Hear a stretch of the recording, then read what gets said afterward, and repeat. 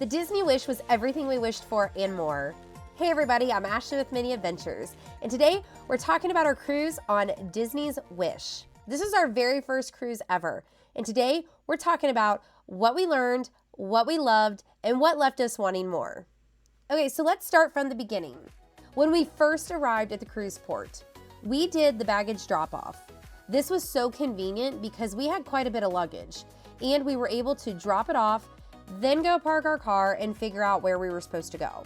There is no charge for this service per se, but tipping is proper protocol here. Once we dropped off our luggage, we were ready to board the ship, but unfortunately, it doesn't happen just like that. There is a check-in process, and that includes going through security and then going through and showing our travel documentation when we get checked in. This is also where they will activate your Magic Band Pluses. We used our same ones that we use at Walt Disney World, and they worked just fine here. This was the part that I actually had the most anxiety about, like this whole boarding process. Were our birth certificates and IDs going to be acceptable? Even though I knew it was, this was a huge question that was very nerve-wracking for me.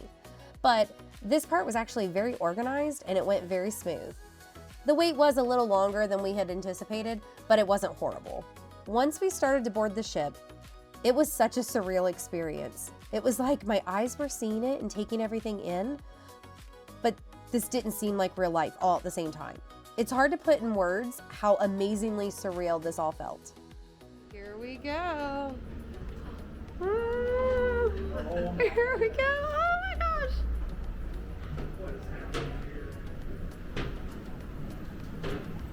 Oh my gosh.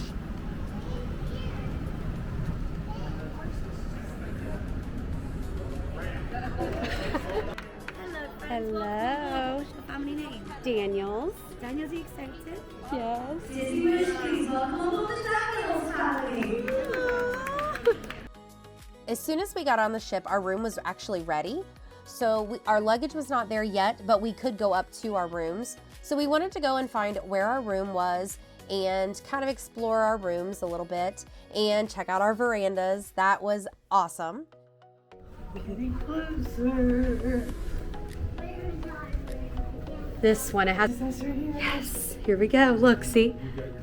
Yep.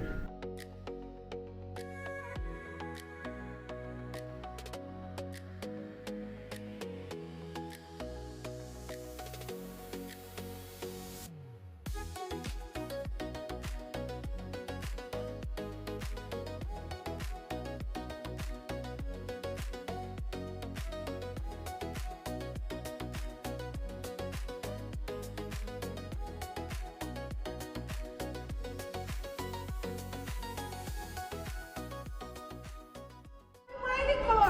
Time to sound the ship's horn! Captain Minnie, will you do the honor? Oh, I'd love to. Will you all help me count down? Well, happy to! Here we go.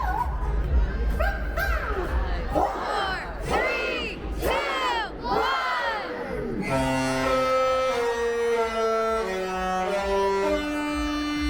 You're officially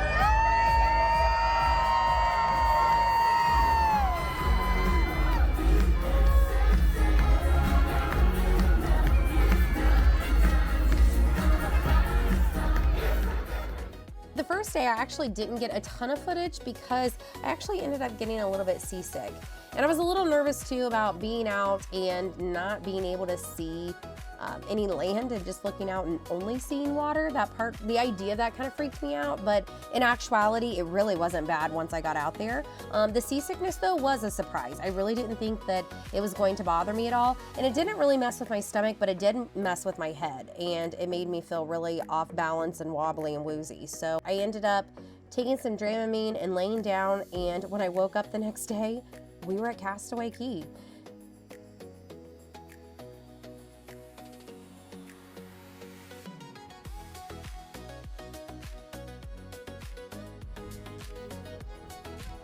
You know, you can see pictures and you can see videos, but nothing is the same as seeing it with your eyes.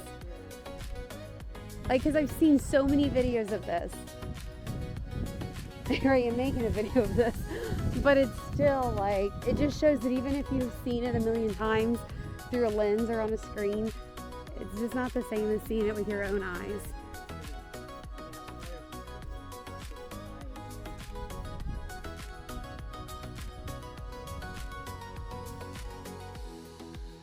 And we didn't even explore a ton of the island.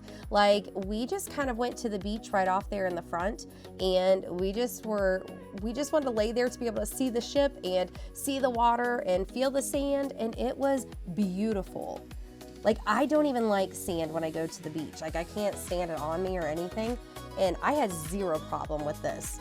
So we spent our day just right here at the beach. We pulled up a couple chairs here, and that's where we camped out until it was time for us to go back aboard at 4:30.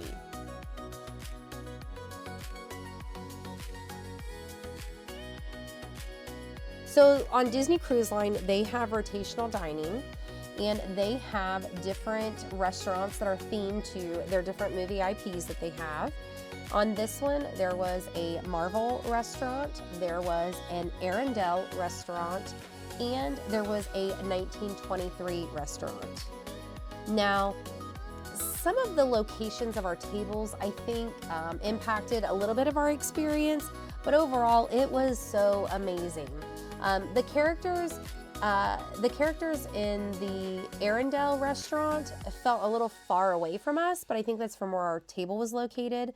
And we go to Disney World so often that we're used to having a lot of time with the characters and the one-on-one meet and greets and different things like that. The restaurants are not the same as like the meet and greets. They mingle, but it is not a meet and greet. They will not stop and get pictures with you at the tables. And when you're at Walt Disney World, the characters for a character dining, they do stop and you get pictures and they talk with you just individually. And I guess I had a little bit of an expectation that that's how these would be.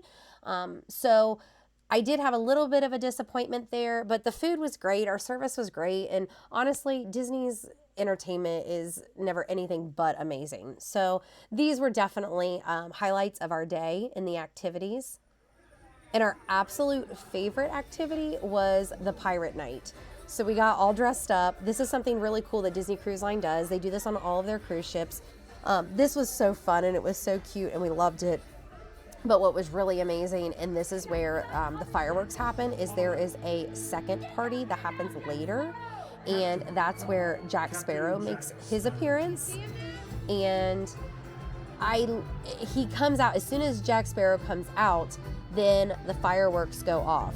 Now, I will say, if you are on the higher deck looking down like we were, if you are facing the stage and you are standing to the right of the ship, the Aqua Mouse does kind of block your view a little bit. Luckily, we were kind of on the edge, so we still were able to see okay, but not everyone in our party had the best of seats. So that's just something to keep in mind. If you don't want any obstruction at all to the fireworks, you want to go over to the left of the stage.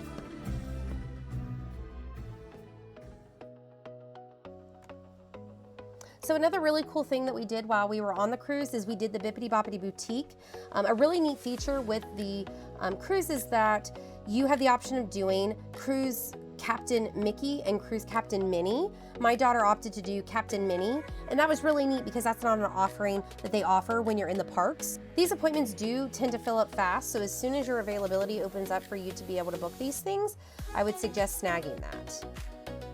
Now, I got up pretty early on one of the mornings and was able just to kind of walk around the ship while it was pretty much empty. And it was really neat to be able to have the cruise ship pretty much to myself. There were a few people moving around, but for the most part, it was just so peaceful and quiet. And it's also a nice way to kind of get yourself familiar with the layout. I loved it everywhere you went. There was like all those Disney touches.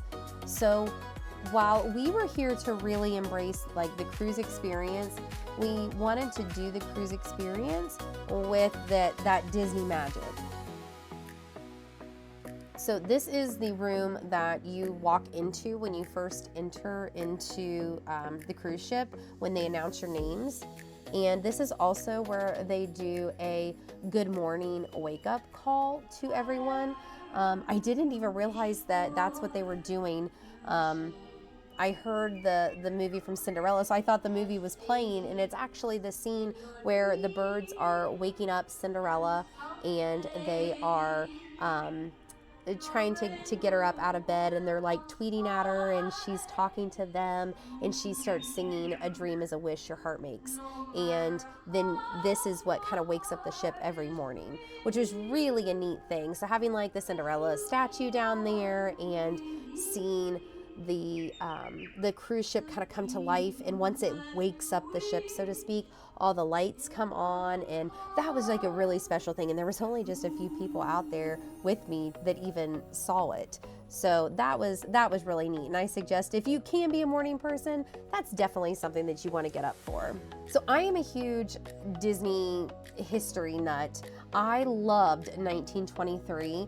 They have two sides of this. There is a Roy Disney side, and then there is a Walt Disney side. Now, we dined over in the Walt Disney side, and that was probably one of my favorite things from the entire cruise. I loved seeing all the history behind it.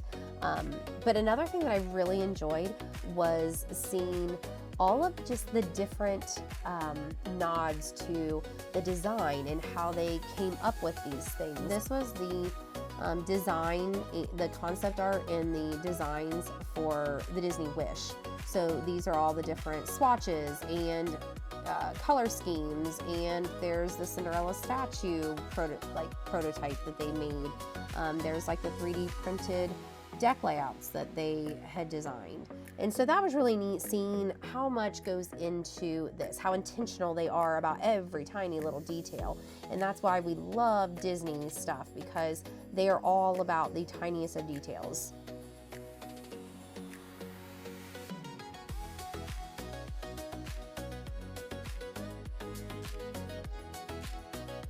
So Disney Cruise Line has a Navigator app, and you are able to find all your activities within that app. I do suggest familiarizing yourself with it prior to getting on the ship.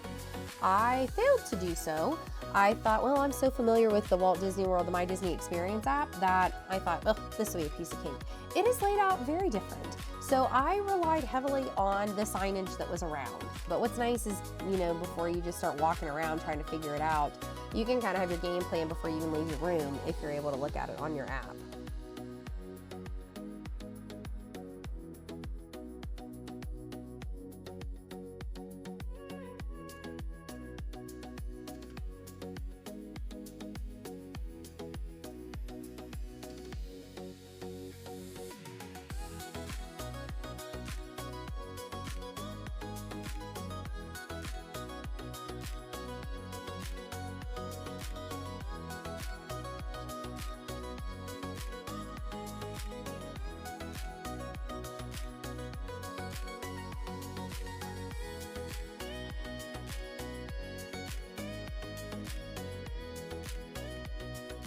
So at our second port of call, we went to Lookout Key at Lighthouse Point, and not all of our party decided to board the ship that day and go to the beach. Some of us decided to stay and enjoy the pool deck and the Aqua Mouse. And this is what it was like. There was hardly anybody there. There was a few people in the pools, and that was about it. And we rode the Aqua Mouse at least 10 times, and we rode it like 4 times right in a row without even having to get off because there was nobody in line. So depending on what your port of call is, if it's a popular one that most people are going to be getting off the ship for, it does leave for an opportunity for you to stay on the ship and take advantage of this. Disney also has Broadway style productions on their cruises, and in the Walt Disney Theater we had a Goofy being like taking over and learning how to be a captain the first night, and then we had the Little Mermaid the second night, and then we had Aladdin the third night. And the first and the third night was amazing.